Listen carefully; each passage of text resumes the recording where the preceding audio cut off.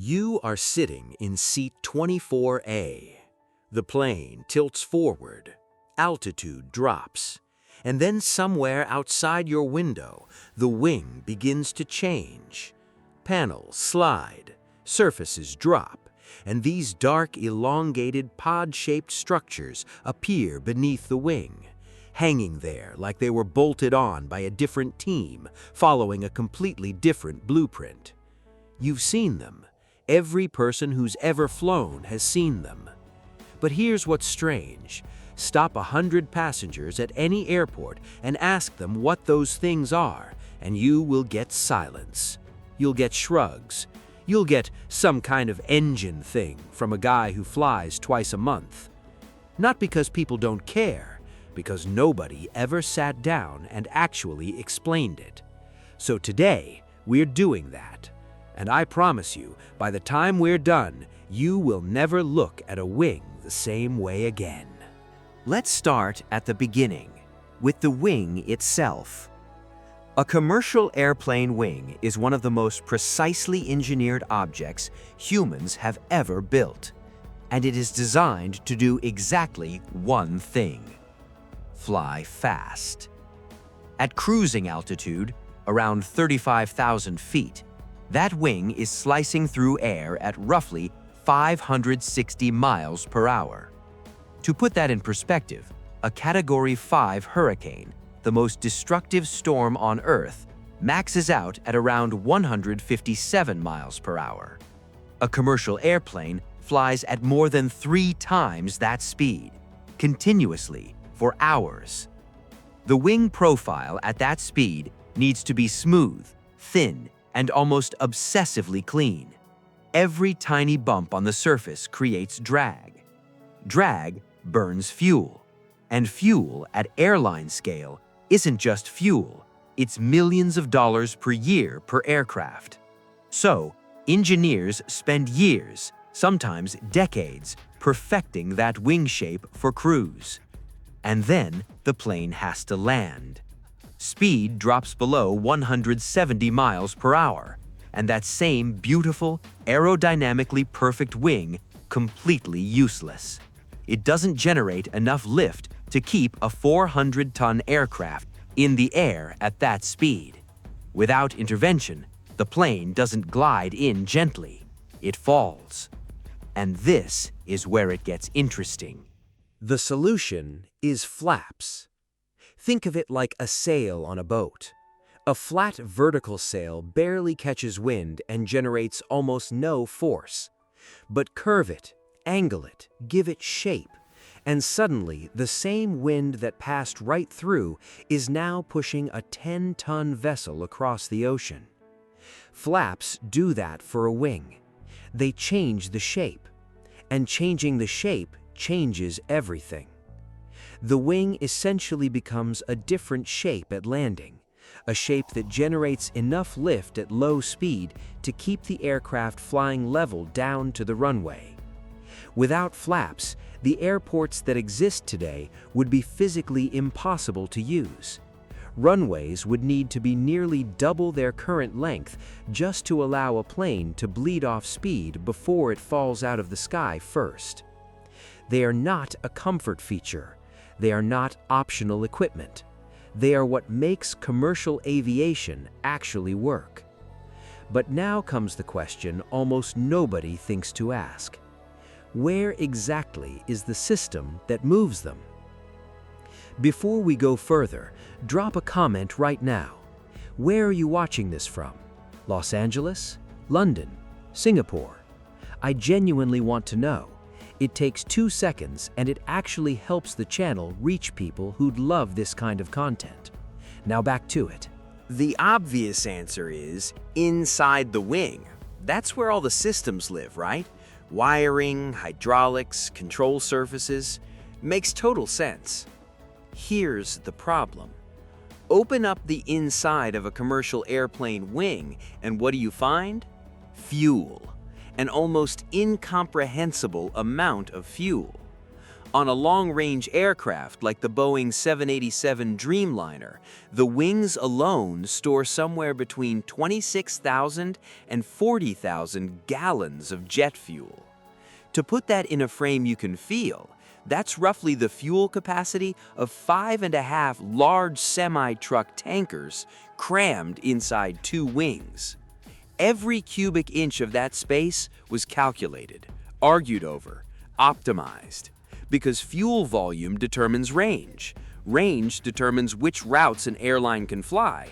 Routes determine revenue, and revenue determines whether the airline exists next year. There is no negotiating with that math. Put the flap mechanism inside the wing and you lose fuel. Lose fuel and you lose range. Lose range and you lose money. And in commercial aviation, that conversation ends before it starts. So, engineers made the only move that was left. If it won't fit inside, put it outside. Simple idea, brutal execution. Exposing any mechanical system to 560-mile-per-hour airflow is essentially asking it to survive a continuous hurricane for hours, every single flight, for 20 years of service life. Air at that speed has zero tolerance for sharp edges, exposed hinges, loose components, or irregular shapes. It finds every weakness and amplifies it. Vibration, thermal stress, fatigue. The forces involved are not gentle, they are relentless. So engineers didn't just bolt the mechanism to the outside of the wing and hope for the best. They built it a house, an aerodynamic enclosure, mounted on the underside of the wing, positioned precisely where the mechanism sits, designed to seal everything inside from the airflow and to introduce as little disruption to the air as possible. That enclosure is what you're seeing through the window. The formal name is flap track fairing. Inside aviation, everyone calls it a pod or a canoe, because if you look at the shape, that's exactly what it resembles. Long, tapered at both ends, slightly curved on the underside. There's also an older name, Whitcomb body, named for a man whose work shaped not just this component, but the entire geometry of modern flight. We'll get to him shortly. But first, what's actually inside these things? Most people, if they imagine anything inside, picture something simple: a hinge, a lever, maybe a small motor. The reality is considerably more sophisticated. The heart of the system is a component called a jack screw. Picture a massive steel screw, thick, precision machined, the diameter of a large coffee thermos. When it rotates, it drives an assembly forward or backward along hardened steel tracks, which carry the flap through its travel path with exact millimeter-level precision. The principle is the same as the humble car jack sitting in your trunk. Rotate the screw, something heavy moves. Except here, what's moving weighs multiple tons and needs to hit the same position within a fraction of a millimeter every single time, while traveling at approach speed. The hydraulic system drives the jack screw under normal conditions. An independent electrical backup exists in case the hydraulic system fails. And woven through all of this are load-distributing rods that spread force evenly across the flap structure so no single point ever gets overloaded. But of everything inside that canoe, the jack screw has one property that matters more than any other. And this is the part nobody talks about. If this is the kind of engineering content you want more of, hit the like button right now. Not for me, because the algorithm literally won't show this to anyone else unless you do. One tap. That's it. Let's keep going. Here's what most people assume is the worst flap failure: a flap that won't open. Sounds bad. It's actually manageable. Pilots train for it. Procedures exist. The plane can land with flaps in an intermediate position or even fully retracted. Runway distance increases, approach speed increases, but it's a survivable, recoverable situation. The failure that actually lives in the nightmares of aerospace engineers is completely different. It's a flap that opens on one side and stays closed on the other. The two wings are now generating different amounts of lift. The aircraft begins to roll, slowly at first, then faster towards the wing with less lift. And at approach speed, low and slow, close to the ground, that roll can become uncontrollable faster than any pilot can respond. The technical term is flap asymmetry, and it is considered one of the most critical failure modes in commercial aviation. The most dangerous trigger is a fracture in the drive shaft, the rod that mechanically links the flap mechanisms on both sides of the aircraft, ensuring they always move in sync. If that shaft breaks, one side keeps moving, the other freezes, and the gap between them grows with every passing second. It is not a common failure. The systems are built specifically to prevent it. But the possibility exists, and the aviation industry has spent enormous engineering resources making sure it never gets the chance to become a disaster. There are two complete independent layers of protection, and the one that works when everything else has failed is not what you'd expect. Layer 1 is electronic. Sensors mounted throughout the flap system continuously feed position data to a flight computer. That computer is comparing both sides in real time, not every second, not every tenth of a second, every few milliseconds. The moment the position difference between the two flaps exceeds a predefined threshold, the computer does two things simultaneously. It locks every flap right where it is, and it fires an alert to the crew. The entire sequence happens before the asymmetry is large enough for the pilot to feel it in the controls. Fast, reliable, sophisticated. But engineers don't consider it the primary protection. They consider it the second layer. Layer 1, the more fundamental layer, is mechanical. And the reason it outranks the electronic system has nothing to do with sophistication. It has everything to do with dependence. The jack screw needs no power. The geometry of the screw itself, the angle and pitch of its threads, makes it physically impossible to backdrive under load. When no power is actively turning it, the screw does not move. Wind pressure against the flap cannot overcome the mechanical lock built into the thread geometry. A total electrical failure, a total hydraulic failure, every sensor dead and every computer dark, and the flap stays exactly where it is. This property has a name in engineering: irreversibility under load. It doesn't need to be activated. It cannot be deactivated. It doesn't depend on anything functioning correctly. It simply exists in the metal, in the geometry. That is what engineers call passive protection. And in a world where systems fail in ways nobody predicted, passive protection is the most honest kind of safety there is. Now, we need to talk about Richard Whitcomb. It's 1951. The aviation world is in a strange and uncertain moment. Jet aircraft are getting faster, fast enough to start approaching the speed of sound, and they keep hitting a wall. Not a metaphorical one, a literal aerodynamic barrier where drag spikes dramatically as the aircraft nears Mach 1, and the engines of the era simply couldn't push through it. Nobody fully understood why. Whitcomb, a young engineer at NACA, the research agency that would later become NASA, started looking at the problem differently. Not at the wings, not at the engines, at the entire cross-section of the aircraft, from nose to tail. What he found became known as the area rule. The principle, stripped to its core, the total cross-sectional volume of an aircraft must change smoothly and gradually from front to back. Any sudden increase or decrease in that volume, a wing suddenly adding area, a fuselage abruptly narrowing, forces air to accelerate or decelerate sharply.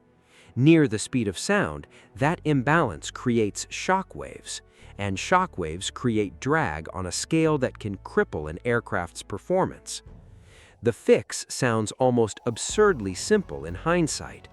Redesign the aircraft so its total volume, added up across its entire cross-section at every point along its length, grows and decreases in a smooth, continuous curve. The result was that iconic Coke bottle shape you see on many jet aircraft, narrow where the wings add volume, wide where they don't, balanced across the whole length. Now, here's where the canoes become something more than protective housings.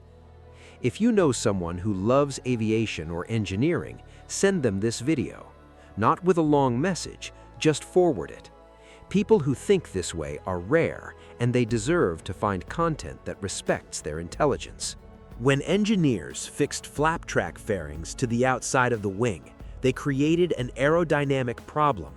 The canoes add volume, abrupt volume, exactly the kind of volume change Whitcomb's area rule warns against. Left unaddressed, those fairings would generate shock waves and drag at cruise, for every flight, for the entire service life of the aircraft. Not during landing when the flaps are deployed and the canoes are doing their primary job. At cruise, when the flaps are retracted and the canoes are just sitting there. So engineers used Whitcomb's principle to solve his namesake component's own problem. The shape of each canoe, the length, the taper, the cross-sectional profile at every point was calculated to smooth out exactly the volume transition that the flap mechanism would otherwise create. The canoe doesn't just cover the mechanism, it corrects the aerodynamic footprint of having a mechanism there at all. The result is that the canoes, whose entire reason for existing is to protect moving parts, end up reducing drag during cruise compared to the alternative of leaving the mechanism exposed. They don't cost the aircraft performance, they improve it. That's not a design compromise, that's engineering turning a problem into an advantage. The original canoes were aluminum, strong, proven, well understood. The obvious choice. Also heavy, and in aviation, weight is never neutral. Every extra pound carried on every flight means more fuel burned. Multiply that by thousands of flights over a 20-year service life, and what sounds like a modest weight savings becomes an enormous number. On next-generation aircraft, the Airbus A350 Dreamliner and the Boeing 787 Dreamliner, aluminum gave way to carbon fiber composite materials. For the same structural strength, carbon fiber is dramatically lighter. Across an entire aircraft, that difference represents thousands of pounds eliminated from every flight. But weight wasn't the only benefit. Carbon fiber absorbs and dampens vibration fundamentally differently from metal. If you've flown on a 787 and noticed how unusually quiet the cabin is compared to older aircraft, the canoes are part of that story. Every surface on that aircraft that was converted from aluminum to carbon fiber contributed to that reduction in cabin noise. And then there's the layer most passengers will never see or think about. On the most advanced modern aircraft, embedded inside the carbon fiber structure of the canoes themselves are sensors. Not sensors for the flap mechanisms, sensors monitoring the material itself, detecting micro-deformations, stress concentrations, the earliest microscopic signs of structural fatigue. Changes too small to be visible to any inspector at any inspection interval. The canoe is essentially monitoring its own health, continuously, in real time. This is what the industry calls predictive maintenance, the aircraft telling engineers what needs attention before anything has actually failed. There's one last thing. The next time you're on a plane and it begins its descent, once the flaps are out and the altitude is low, listen. Past the engine noise, past the wind, there's a specific sound that appears, high-pitched, slightly irregular, continuous. It rises and falls as the aircraft adjusts. Most passengers assume it's the engines. It isn't. That sound is air meeting the edges of the flap panels, air rushing through the gaps between surfaces, air navigating the transitions between the flat wing and the curved canoe profile. It is the acoustic signature of the entire system, the jack screw, the tracks, the fairings, the Whitcomb geometry, doing exactly what it was designed to do. You've heard that sound on every flight you've ever taken. Now, you know what you've been hearing. So let's bring this full circle. Those dark pod-shaped structures under the wing exist because the inside of the wing was completely full of fuel, and there was literally nowhere else to put the mechanism. Inside each one is a steel jack screw capable of moving multiple tons of metal with millimeter precision and locking it in place against hurricane-force wind with nothing but geometry. Their shape was calculated by an engineer in 1951 to fix an aerodynamic problem his own work identified, and in fixing it, they made the plane fly better during cruise than it would without them. On modern aircraft, they're built from carbon fiber, they contribute to cabin noise reduction, and they monitor their own structural integrity in real time. All of this happens on every landing, at every airport, on every commercial flight you have ever taken or will ever take. Most people spend their whole lives flying and never know any of this exists. Now you do, and knowing how something works, really works, all the way down, changes how you see it. If you made it this far, you already know this channel is for you. We don't do fluff, we don't skim surfaces. We find the engineering hiding inside the things you walk past every day, and we pull it apart until it actually makes sense. If that's what you want more of, subscribe. It costs you nothing, and it means every time we put out something like this, you actually see it. And if you're still curious, because I know some of you are, there's a playlist on your screen right now. Pick any video in that playlist, and I guarantee you'll finish it knowing something you can't unknow. I'll see you there.